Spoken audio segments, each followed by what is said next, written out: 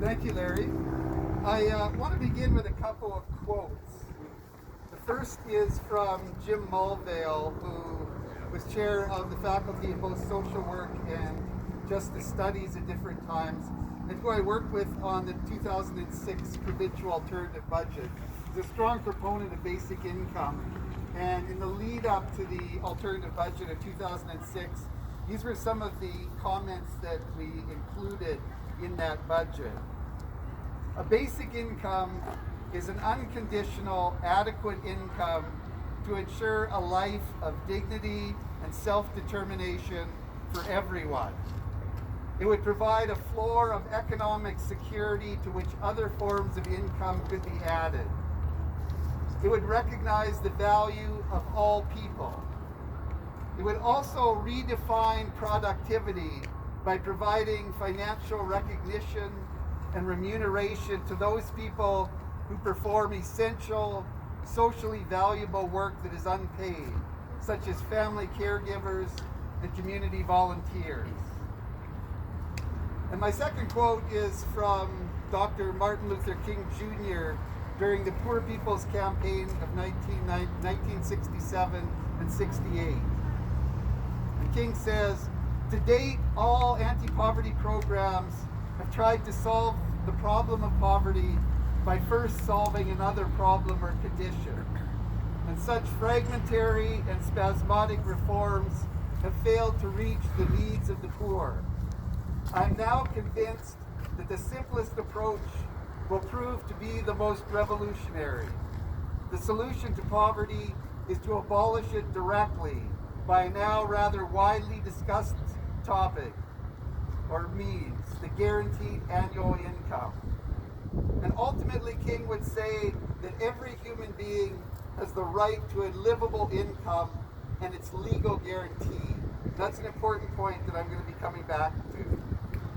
Now, 50 years ago, the United Church of Canada in the early 1970s passed a proposal through General Council calling for a guaranteed annual income. And both in 2006 and again in 2013, the Regina Anti-Poverty Ministry passed proposals for guaranteed livable income through what was Saskatchewan Conference of the United Church of Canada, now Living Skies region.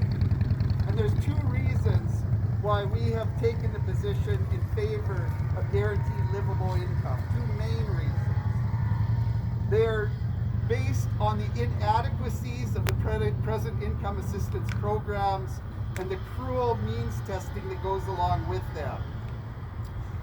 The 1970s and early 1980s were the last time that income assistance benefits in Saskatchewan took cost of living indicators into effect or into consideration.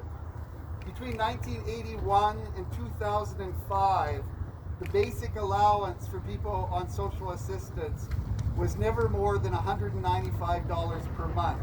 Now that basic allowance is meant to meet the needs of food, clothing, personal and household items, and transportation.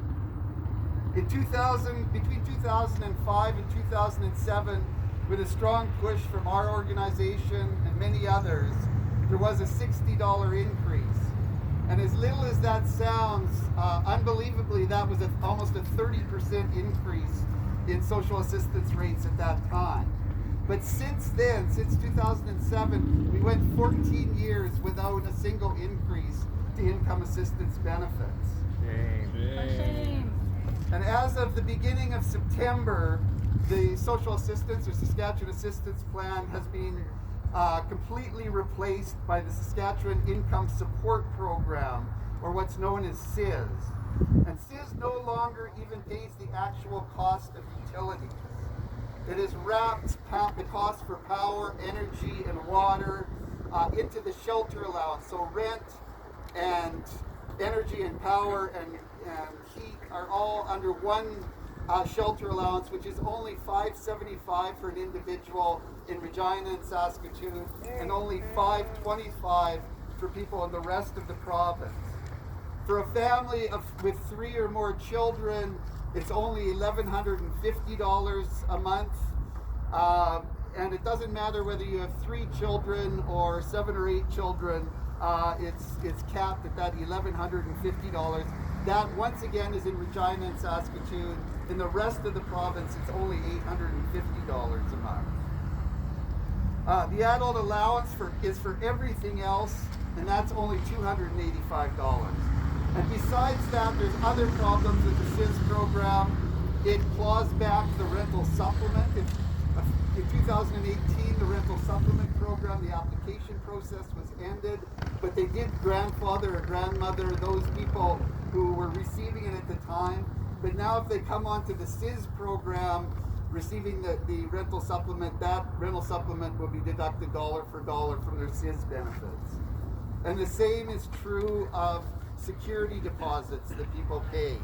If when they're moving and they have to pay a security deposit, the equivalent of a month's rent to the landlord, when SIS pays its shelter allowance amount, it then claws that amount back from future benefits. And they don't even provide a gift exemption. There's at least a $200 gift exemption for people who are on the SED program, for people with enduring and significant disabilities, or who have been on social assistance. But the first dollar that you receive in gifted money is clawed back dollar for dollar from your SIS benefits. So while we do call for a guaranteed livable income, in the meantime, we are also calling for an immediate increase of SIS benefits by $300 and reinstating the coverage, the actual cost of coverage for basic utilities like water, power, and energy. Now, I was hoping that Kathleen would be speaking further on the SED program, but I'm just going to make one comment because the SED program, as I said, is for people with significant and enduring disabilities, and it works out to roughly $350 a month more than what people on SIS would receive. However, once again, the SED program has gone 6 years without a single benefit increase. And during that 6-year period, it has also seen significant cuts to rental coverage and to many special needs. And I should also say that with the SIS program, there's virtually there's only a handful of special needs benefits that are left. So in terms of the benefit levels, that's certainly a problem. But there's also the problem of the means testing and the difficulty in terms of accessing benefits. People who are on income assistance have to jump through many hoops in order to gain and maintain their benefits.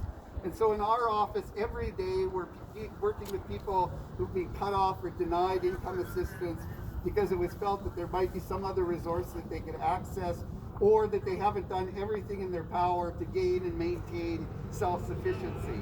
So that means testing also acts to cruelly put people into extreme poverty.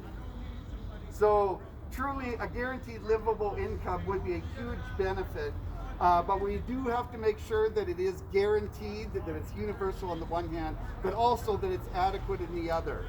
And one thing that we've learned in this line of work is that many of the issues related to poverty fall under provincial jurisdiction. And that's one of the reasons, hand in hand with the guaranteed livable income, we've been calling for an act to end poverty in Saskatchewan, which would entrench basic economic and social rights which Canada and all the provinces have committed to under international law. So the right to an adequate income is a basic human right, but also the right to a living wage. And just yesterday, we saw the minimum wage go up, so that we've now moved from the worst or lowest minimum wage in the country to the second lowest minimum wage in the country. But once again, on April Fool's Day, we will be passed again likely and end up as the lowest minimum wage in the country. And we're well below an actual living wage, which is an internationally recognized human right. So that's something that has to change. Adequate housing and childcare are also basic human rights that we need to make sure are entrenched in legislation. An adequate and affordable housing does mean an expansion of social housing where rent is geared to income. And also we need to finally see this joint federal provincial child care plan come about. After decades of waiting, we have to make sure that there's legislation to ensure that we get that child care plan and that it indeed is maintained over time. We have a saying on the door of the anti-poverty ministry, and we now have it on our website. It says, the existence of poverty is shameful. To be poor is not. Poverty is never a choice. It's the result of public policy and economic inequality. It is legislated.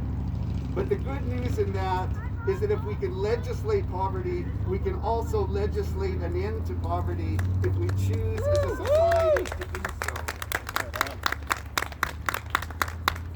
What is really needed is the public and the political will. We can have a more just, equitable, and sustainable Saskatchewan, but we have to work together to make it happen. So let's make that happen. Let's make poverty history. Thank you.